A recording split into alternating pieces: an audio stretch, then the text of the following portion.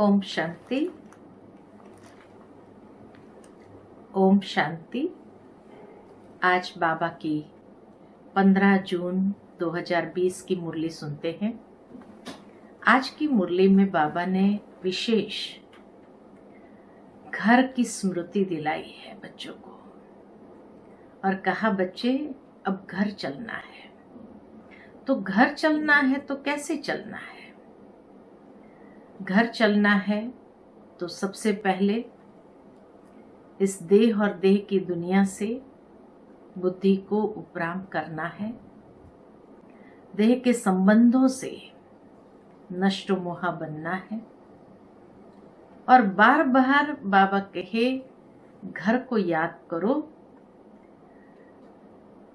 जितना हो सके स्वयं को देही अभिमानी बनाओ। इस दुनिया की प्रपंचों से, झरमुई से अपनी बुद्धि को फ्री कर दो। अपनी बुद्धि को उसमें व्यस्त नहीं रखो। ऐसे आज अनेक तैयारी, घर जाना है तो कैसे जाना है, उसके विषय में बाबा ने मुरली में हम बच्चों को सावधान किया है। ओम शांति। मीठे बच्चे, तुम्हें स्मृति आई है कि हमने 84 का चक्र पूरा किया। अब जाते हैं अपने घर शांति धाम। घर जाने में बाकी थोड़ा समय है। प्रश्न है, जिन बच्चों को घर चलने की स्मृति रहती है उनकी निशानी क्या होगी? उत्तर, वह इस पुरानी दुनिया को देखते हुए भी नहीं देखेंगे। उन्हें बेहद का वैराग्य होगा। नंधे दोरी में रहते भी हल्के रहेंगे। बोझ, टेंशन को लेकर के नहीं चलेंगे। इधर उधर झरमुई की बातों में अपना समय बर्बाद नहीं करेंगे। अपने को इस दुनिया में मेहमान समझेंगे। ओम शांति। सिर्फ तुम संगम योगी ब्राह्मण बच्चे ही जानते हो कि हम थोड़े समय के लिए इस पुरानी दुनिया के मेहमान हैं। तुम्हारा सच्चा घर है शांति धाम। उनको ही मनुष्य बहुत याद करते, मन को शांति मिले। परंतु मन क्या है, शांति क्या है, हमको मिलेगी कहां से, कुछ भी समझते नहीं है। तुम जानते हो अभी अपने घर जाने के लिए बाकी थोड़ा समय है। सारी दुनिया के मनुष्य मात्र नंबरवार वहां जाएंगे। वह है शांति धाम, यह है दुख धाम। यह याद करना तो सहज है ना। कोई भी बूढ़े हो व जवान हो, यह तो याद कर सकते हो ना। इसमें सारे सृष्टि का ज्ञान आ जाता है। सारी डिटेल बुद्धि में आ जाती है। अभी तुम संगम युग पर बैठे हो, ये बुद्धि में रहता है। हम जा रहे हैं शांति धाम ड्रामा प्लान अनुसार। यह बुद्धि में रहने से तुमको खुशी होगी, स्मृति रहेगी। घर जाने की बाबा कहे, खुशी भी होगी जब स्मृति रहेगी। हमको अपने 84 जन्म की स्मृति आई है। वह भक्ति मार्ग अलग है, यह है ज्ञान मार्ग की बातें। बाप समझा रहे हैं, मीठे बच्चों, अब अपना घर याद आता है? पूछते हैं बाबा। कितना सुनते रहते हो, इतनी ढेर बातें सुनते हो। एक यही है कि अभी हम शांति धाम जाएंगे, फिर सुख धाम आएंगे। बाप आया ही है पावन दुनिया में ले जाने के लिए। सुखधाम में भी आत्माएं सुख और शांति में रहती है। शांति धाम में सिर्फ शांति है। यहाँ तो बहुत हंगामा है ना। यहाँ मधुबन से तुम जाएंगे अपने घर में तो बुद्धि झरमुई झरमुई अपने धंधे आदि तरफ चली जाएगी। यहाँ तो वो झंझट नहीं है। मधुबन में जब आते हैं तो मधुबन में तो वो झंझट नहीं रहती। तुम जानते हो हम आत्माएं है ही शांति धाम की निवासी। यहाँ हम पाठधारी बने हैं और कोई कोई अब पता नहीं कि हम पाठधारी कैसे हैं। तुम बच्चों को ही बाप आकर पढ़ाते हैं। कोटों में कोई पढ़ते हैं, सब तो नहीं पढ़ेंगे। तुम अभी कितने समझदार बनते हो। पहले बेसमझ थे, अभी तो देखो लड़ाई झगड़ा आदि कितना है। इनको क्या कहेंगे। हम आपस में भाई भाई है वो भूल गए हैं। स्मृति विस्मृति हो गई है। भाई भाई कभी खून करते हैं क्या? हाँ, खून करते भी है तो सिर्फ मिलकियत के लिए। बाबा ये भी जानते हैं कि इस दुनिया में अगर भाई भाई का खून करता है तो वो भी सिर्फ मिलकियत के लिए। अभी तुम जानते हो हम सब एक बाप के बच्चे भाई भाई हैं। तुम प्रैक्टिकल में समझते हो। हम आत्माओं को बाबा आकर पढ़ाते हैं। 5000 वर्ष पहले मुआफिक हमको पढ़ाते हैं क्योंकि विज्ञान का सागर है। इस पढ़ाई को और कोई भी नहीं जानते। यह भी तुम बच्चे जानते हो, बाप ही स्वर्ग का रचयिता है। सृष्टि को रचने वाला नहीं कहेंगे। सृष्टि तो अनादि है। बाबा कहे ड्रामा का रचयिता बाबा है, सृष्टि का रचयिता नहीं है। सृष्टि तो अनादि है ही। स्वर्ग को रचने वाला कहेंगे, वहां और कोई खंड नहीं था। यहाँ तो बहुत खंड है। कोई समय था जबकि एक ही धर्म था, एक ही खंड था। पीछे फिर वैरायटी धर्म आए हैं। अभी बुद्धि में बैठता है कि वैरायटी धर्म कैसे आते हैं। पहला पहला आदि सनातन देवी देवता धर्म है। सनातन धर्म भी यहाँ कहते हैं, परंतु अर्थ तो कुछ नहीं समझते हैं। तुम सब आदि सनातन देवी देवता धर्म के हो, सिर्फ पतित बन गए हो। सतो प्रधान से सतो रजो तमो होते गए हो। तुम समझते हो आदि सनातन देवी देवता धर्म के हैं। हम बहुत पवित्र थे, अभी पतित बने हैं। तुमने बाप से वर्षा लिया था पवित्र दुनिया के मालिक बनने का। समझते हो हम पहले पहले पवित्र गृहस्थ धर्म के थे। सतयुग में पहले पहले हम पवित्र गृहस्थ धर्म में थे। अभी ड्रामा के प्लान अनुसार रावण राज्य में हम पतित प्रवृत्ति मार्ग के बन गए हैं। तुम ही पुकारते हो, हे पतित पावन, हमको सुख धाम में ले जाओ। कल की तो बात है। कल तुम पवित्र थे, आज अपवित्र बन पुकारते हो। आत्मा पतित हो गई है। आत्मा पुकारती है, बाबा आकर हमको फिर से पावन बनाओ।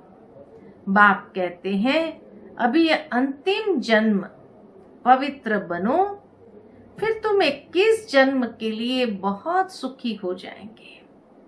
बाबा तो बहुत अच्छी बातें सुनाते हैं, बुरी चीज छुड़ाते हैं। हम देवता थे ना, अब फिर बनना है, पवित्र बनो। कितना सहज है, कमाई बहुत भारी है। तुम बच्चों की बुद्धि में है, शिव बाबा आया है। हर 5000 वर्ष बाद आते हैं। पुरानी दुनिया से नई दुनिया होती है जरूर। बाबा का काम ये है पुरानी दुनिया में आना, नई दुनिया बनाना। यह कोई और बता न सके। शास्त्रों में कलयुग की आयु बहुत लंबी कर दी है। यह है सारी भावी ड्रामा की। अभी तुम बच्चे पापों से मुक्त होने का पुरुषार्थ करते हो। कैसे नई दुनिया बाबा ने स्थापन की, फिर पुरानी दुनिया हुई, फिर नई दुनिया बननी है, ये बाबा ने चक्र समझाया। अब बाबा कहे उस नई दुनिया में जाने का तुम्हें पुरुषार्थ करना है, पापों से मुक्त होने का। ध्यान रहे और कोई पाप न हो जाए। देह अभिमान में आने से ही फिर और विकार आते हैं, जिससे पाप होता है। इसलिए भूतों को भगाना पड़ता है। इस दुनिया की कोई भी चीज में मोह न हो। अब क्या क्या तैयारी करनी इस दुनिया से जाने की, वो बाबा बताते हैं। एक तो ध्यान रहे, कोई पाप कर्म न हो। देह अभिमान में आने से ही और विकार आते हैं। फिर बाबा कहे इस दुनिया में कोई भी चीज में मोह न हो। इस पुरानी दुनिया से वैराग्य हो। बल देखते हो, पुराने घर में रहे पड़े हो, परंतु बुद्धि नई दुनिया में लगी हुई है। जब नए घर में जाएंगे तो नए को ही देखेंगे। जब तक ये पुराना घर खत्म हो, तब तक आंखों से पुराने को देखते हुए याद नए को करना है। रहना इस पुरानी दुनिया में, देखना भल है, लेकिन देखते हुए नहीं देखना है और याद करना है अपनी नई दुनिया को। कोई भी ऐसा काम नहीं करना जो फिर पछताना पड़े। आज फलाने को दुख दिया, यह पाप किया, बाबा से पूछ सकते हो, बाबा ये पाप है? गुटखा क्यों खाना चाहिए? अंदर ही अंदर मूंझना क्यों चाहिए? पूछेंगे नहीं तो गुटखा खाते रहेंगे। बाबा से पूछेंगे तो बाबा क्या करेगा? झट हल्का कर देंगे। तुम बहुत भारी हो, पापों का बोझा बड़ा भारी है। 21 जन्म फिर पापों से हल्के हो जाएंगे। जन्म जन्मांतर का सिर पर बोझा है। जितना याद में रहेंगे, हल्के होते जाएंगे, खाद निकलती जाएंगी और खुशी बढ़ती जाएगी। सतयुग में तुम बहुत खुशी में थे, फिर कम होते होते सारी खुशी तुम्हारी गुम होती गई है। सतयुग से लेकर कलयुग तक इस जर्नी में, इस यात्रा में 5000 वर्ष लगे हैं। स्वर्ग से नरक में आने की यात्रा का अभी पता लगा है कि हम स्वर्ग से नरक में कैसे आए हैं। ये पूरा सफर कैसा रहा, अब सब कुछ याद है। अभी फिर तुम नरक से स्वर्ग में चलते हो। 1 सेकंड में जीवन मुक्ति। बाप को पहचाना, बाप आए हैं तो जरूर हमको स्वर्ग में ले जाएंगे। बच्चा पैदा हुआ और मिल्कियत का मालिक बन गया। बाप के बने तो फिर नशा चढ़ना चाहिए ना, उतरना क्यों चाहिए? तुम तो बड़े हो ना, बेहद बाप के बच्चे बने हो तो बेहद की राजधानी पर तुम्हारा हक है। इसलिए गायन भी है, अति इंद्रिय सुख पूछना हो तो गोपी वल्लभ के गोप गोपियों से पूछो। वल्लभ बाप है ना, उनसे पूछो। नंबरवार पुरुषार्थ अनुसार ही खुशी का पारा चढ़ेगा। कोई तो झट आप समान बना देंगे। बच्चों का काम ही यह है, सब कुछ भुलाए अपनी राजधानी की याद दिलाना। तुम तो स्वर्ग के मालिक थे। अभी कलयुगी पुरानी दुनिया है, फिर नई दुनिया होगी। अभी तुम बच्चों की बुद्धि में है कि हर 5000 वर्ष बाद बाप भारत में ही आते हैं। उनकी जयंती भी मनाते हैं। तुम जानते हो बाप आकर हमको राजधानी देकर फिर जाते हैं, फिर याद करने की दरकार नहीं रहती है। फिर जब भक्ति मार्ग शुरू होता है तब याद करते हैं। आत्मा ने माल खाया है तो याद करती है, बाबा फिर आकर हमको शांति धाम सुखधाम में ले जाओ। अभी तुम बच्चे समझते हो वह हमारा बाप है, टीचर भी है, गुरु भी है। सृष्टि के आदि मध्य अंत का चक्र, 84 जन्म का ज्ञान तुम्हारी बुद्धि में है। अनगिनत बार 84 जन्म लिए हैं और लेते रहेंगे। इनका एंड कभी नहीं होता है, इनका अंत कभी नहीं होता है। तुम्हारी बुद्धि में ही यह चक्र है, स्वदर्शन चक्र घड़ी घड़ी याद आना चाहिए। यही मन मना भाव है। जब स्वदर्शन चक्र को याद करते हैं तो बाबा कहे ये भी एक प्रकार से मन मना भाव है। जितना बाप को याद करेंगे उतना पाप भस्म होंगे। तुम जब कर्मातीत अवस्था के समीप पहुंच जाते हो तो तुमसे कोई भी विकर्म नहीं होंगे। अभी थोड़े थोड़े विकर्म हो जाते हैं। संपूर्ण कर्मातीत अवस्था अभी थोड़ी बनी है। ये बाबा भी तुम्हारे साथ स्टूडेंट है, पढ़ाने वाला है शिव बाबा। भल इनमें प्रवेश करते हैं, यह भी स्टूडेंट है। यह है नई नई बातें। अब सिर्फ तुम बाप को और सृष्टि चक्र को याद करो। वह है भक्ति मार्ग, यह है ज्ञान मार्ग। रात दिन का फर्क है। वहां कितने झांझ घंटे आदि बजाते हैं, यहां सिर्फ याद में रहना है। आत्मा तो अमर है, अकाल तख्त भी है। ऐसे नहीं कि अकाल मूरत सिर्फ बाप है, तुम भी अकाल मूरत हो। अकाल मूरत आत्मा का ये भ्रुकुटी तख्त है। जरूर भ्रुकुटी में ही बैठेंगे, पेट में थोड़ी कोई बैठेंगे। बाबा कहे, बाबा आते हैं तो भ्रुकुटी में बैठते हैं। किसी से बात करते तो फेस को देखकर बात करते हैं, क्योंकि हम आत्मा से बात कर रहे हैं। पेट में कैसे रहेंगे आत्मा? तो बाबा कहे पेट में थोड़ी बैठेंगे। अभी तुम जानते हो हम अकाल मूरत आत्मा का तख्त कहाँ है। इस भ्रुकुटी के बीच में हमारा तख्त है।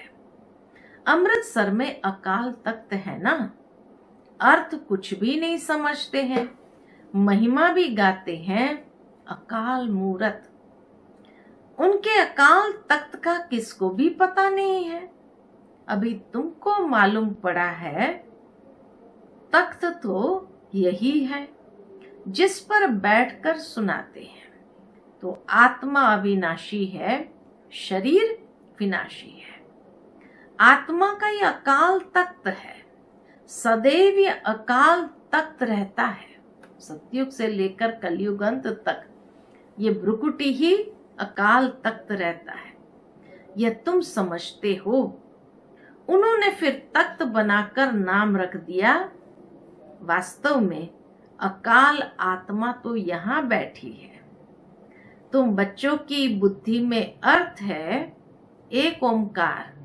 इनका अर्थ तुम समझते हो। मनुष्य मंदिर में जाकर कहते हैं अच्युतम केशवम। अर्थ कुछ नहीं है, ऐसे ही स्मृति करते रहते हैं अच्युतम केशवम राम नारायणम। अब राम कहाँ, नारायण कहाँ? बाप कहते हैं वह सब है भक्ति मार्ग। ज्ञान तो बड़ा सिंपल है। कोई और बात पूछने के पहले बाप और वर्षे को याद करना है। वह मेहनत कोई से होती नहीं है, भूल जाते हैं। एक नाटक भी है। माया ऐसा करती, भगवान ऐसा करते हैं। तुम बाप को याद करते हो, माया तुमको और तूफान में ले जाती है। माया का फरमान है, रुस्तम से रुस्तम होकर लड़ो। तुम सब लड़ाई के मैदान में हो, जानते हो इसमें किस किस प्रकार के योद्धे हैं। कोई तो बहुत कमजोर है, कोई मध्यम कमजोर है, कोई तो बहुत फिर तीखे हैं। सभी माया से युद्ध करने वाले हैं। गुप्त ही गुप्त अंडरग्राउंड है। बाबा कहे ये सेना पूरी की पूरी गुप्त ही गुप्त अंडरग्राउंड है। वे भी अंडरग्राउंड बॉम्ब्स की ट्रायल करते हैं, यह भी तुम बच्चे जानते हो। अपनी मौत के लिए सब कुछ कर रहे हैं। तुम बिल्कुल शांति में बैठे हो। उनका है साइंस बल, कुदरती आपदाएं भी बहुत है, उनमें कोई का वश चल न सके। पुरानी दुनिया के जो विनाश की तैयारी हो रही है, बाबा कहे उसमें किसी का भी वश चल न सके। अभी झूठी बरसात के लिए भी कोशिश करते हैं। उस समय कोशिश करते थे, अभी तो आर्टिफिशियल रेन भी वो गिरा सकते हैं। झूठी बरसात पड़े तो फिर अनाज जास्ती हो। तुम बच्चे तो जानते हो कितनी भी बरसात पड़े फिर भी नेचुरल कैलेमिटीज जरूर होनी है। मुसलधार बरसात पड़ेगी, फिर क्या कर सकेंगे? इनको कहा जाता है नेचुरल कैलेमिटीज। सतयुग में यह होती नहीं, यहाँ होती है जो फिर विनाश में मदद करती है। बाबा कहे ये प्रकृति के पांचों तत्व भी विनाश के कार्य में मददगार है। तुम्हारी बुद्धि में है, हम जब सतयुग में होंगे तो जमुना के कंठे पर सोने के महल में होंगे। बहुत मनुष्य थोड़े, हम बहुत थोड़े वहां के रहने वाले हैं। बाबा कहे हम बहुत थोड़े वहां के रहने वाले होंगे। कल्प कल्प ऐसा होता रहता है। पहले थोड़े होते हैं, फिर झाड़ बढ़ता जाता है। वहां कोई भी गंदगी की चीज होती ही नहीं है। यहाँ तो देखो चिड़िया भी गंद कितना करती रहती है, वहां गंदगी की बात ही नहीं। उनको कहा ही जाता है हेवन। अभी तुम समझते हो हम ये देवता बनते हैं तो अंदर में कितनी खुशी होनी चाहिए। माया रूपी जिन, बाबा कहे माया रूपी जिन से बचने के लिए बाप कहते हैं, क्या कहते हैं? माया रूपी जिन से बचने के लिए बाप कहते हैं तुम बच्चे इस रूहानी धंधे में लग जाओ। मन मना भव, बस इसमें ही जिन बन जाओ। बुद्धि को ले जाओ, लाओ, ले जाओ, लाओ, जिन बन जाओ। जिन का मिसाल देते हैं ना, कहा काम दो तो बाबा भी काम देते हैं, नहीं तो माया खा जाएगी। बाप का पूरा मददगार बनना है। अकेला बाप तो नहीं करेगा, बाप तो राज्य भी नहीं करता। अकेला बाबा कहे मेरे को अच्छा ही नहीं लगता है। तुम सर्विस करते हो, राजा भी तुम्हारे लिए ही है। बाप कहते हैं मैं भी मगध देश में आता हूँ, माया भी मगरमच्छ है। कितने महारथियों को हप कर खा बैठी है ना। बाबा कहे कितने महारथियों को हप कर खा जाती है। यह सब है दुश्मन। जैसे मेंढक का दुश्मन सर्प होता है ना, तुमको मालूम है, ऐसे तुम्हारा दुश्मन कौन है? माया है। बाबा कैसे तुम्हारा दुश्मन माया है। अच्छा, मीठे मीठे सिकिल दे बच्चों प्रति माता पिता बाप दादा का याद प्यार और गुड मॉर्निंग। रूहानी बाप की रूहानी बच्चों को नमस्ते। हम रूहानी बच्चों की रूहानी माता पिता बाप दादा को याद प्यार गुड मॉर्निंग और नमस्ते नमस्ते। शुक्रिया बाबा, शुक्रिया। धारणा के लिए मुख्य सार है, पहली पॉइंट, स्वयं को पापों से मुक्त करने का पुरुषार्थ करना है। देह अभिमान में कभी नहीं आना है। इस दुनिया की कोई भी चीज में मोह नहीं रखना है। क्यों? क्योंकि हम अभी घर जा रहे हैं। दूसरी पॉइंट, माया रूपी जिन से बचने के लिए बुद्धि को रूहानी धंधे में बिजी रखना है। बाप का पूरा मददगार बनना है, पूरा मददगार बनना है। अच्छा, आज का मुरली का वरदान है, मैं और मेरेपन को समाप्त कर, मैं और मेरेपन को समाप्त कर समानता व संपूर्णता का अनुभव करने वाले सच्चे त्यागी भव। मैं और मेरेपन को समाप्त कर समानता व संपूर्णता का अनुभव करने वाले सच्चे त्यागी भव। हर सेकंड, हर संकल्प में बाबा बाबा याद रहे। मैंपन समाप्त हो जाए। जब मैं नहीं तो मेरा भी नहीं। मेरा स्वभाव, मेरा संस्कार, मेरा नेचर, मेरा काम, बाबा कहे ये सब नहीं होना चाहिए। ये मेरा भी नहीं होना चाहिए। मेरा काम या ड्यूटी, मेरा नाम, मेरी शान, जब यह मैं और मेरापन समाप्त हो जाता है तो यही समानता और संपूर्णता है। यह मैं और मेरेपन का त्याग ही सबसे बड़े ते बड़ा सूक्ष्म त्याग है। सबसे महत्वपूर्ण सूक्ष्म त्याग कौन सा है? मैं और मेरेपन का। इस मैंपन के अश्व को अश्वमेघ यज्ञ में स्वाहा करो, तब अंतिम आहुति पड़ेगी और विजय के नगाड़े बजेंगे। आज की मुरली का स्लोगन है, हाँ जी कर। हर पल हमें क्या करना है? हाँ जी करना है। श्रीमत को हाँ जी करना है। तो हर बाबा कहे हाँ जी कर। सहयोग का हाथ बढ़ाना अर्थात दुआओं की माला पहनना। किसी को भी सहयोग करेंगे तो वो अवश्य दिल से दुआएं देंगे, तो दुआओं की माला पहनना है। अच्छा, तो ये थी आज की बाबा की मुरली।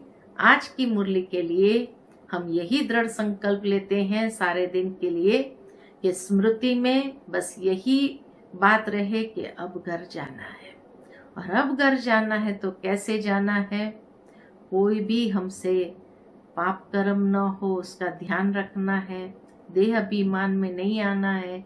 इस दुनिया की पुरानी कोई भी चीजों में मोह नहीं रखना है। और साथ ही साथ जो बाबा ने आज वरदान में हम बच्चों को कहा, मैंपन और मेरेपन को त्याग करना है।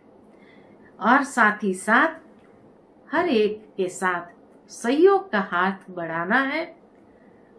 तभी बाबा कहे दुआओं की माला गले में पड़ जाएगी।